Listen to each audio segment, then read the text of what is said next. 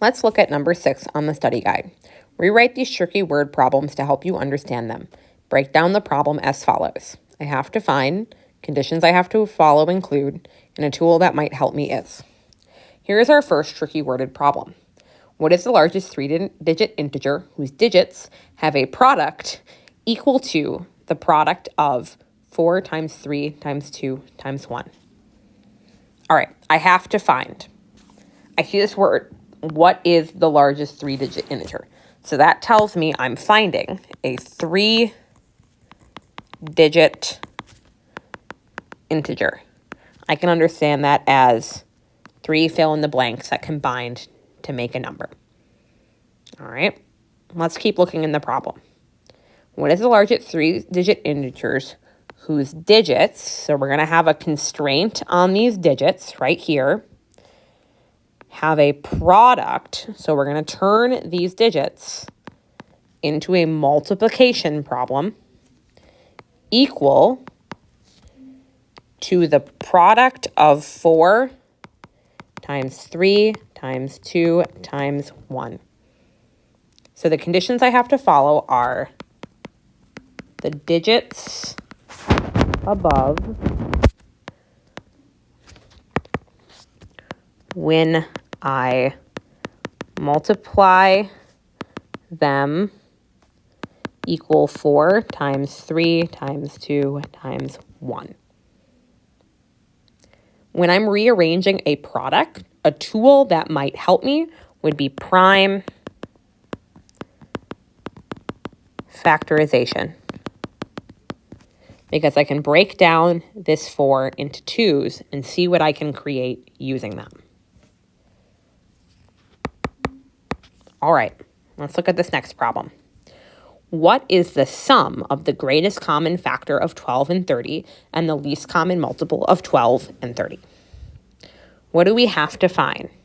I see in the problem it says, what is the sum? So I have to find the sum, so that's something plus something, of the greatest common factor of 12 and 20 and the least common multiple of 12 and 20. The tool that might help me would be the GCF and the LCM. Next question. How many 2-digit multiples of 7 have a digit sum of 10?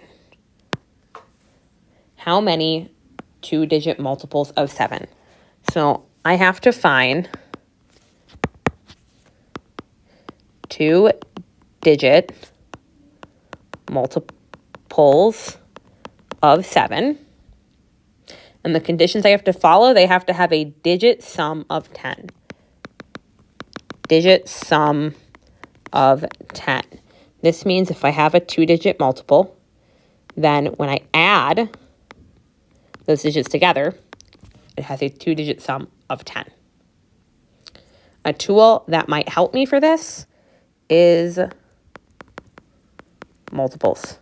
I may want to list the multiples of 7 and check each one. All right, here is our last problem. The product of 2 positive integers is 2005. If neither integer is 1, what is the sum of the 2 integers? So I have to find the sum of 2 integers. So I'll be something plus something. What are the constraints on those 2 values? The product of 2 positive integers. So the constraints are that both of these integers, when I take their product, needs to equal 2005. That is the constraint that we have to follow. A tool that might help me to find 2 numbers that fit this, it might be the prime factorization. All right. Great job.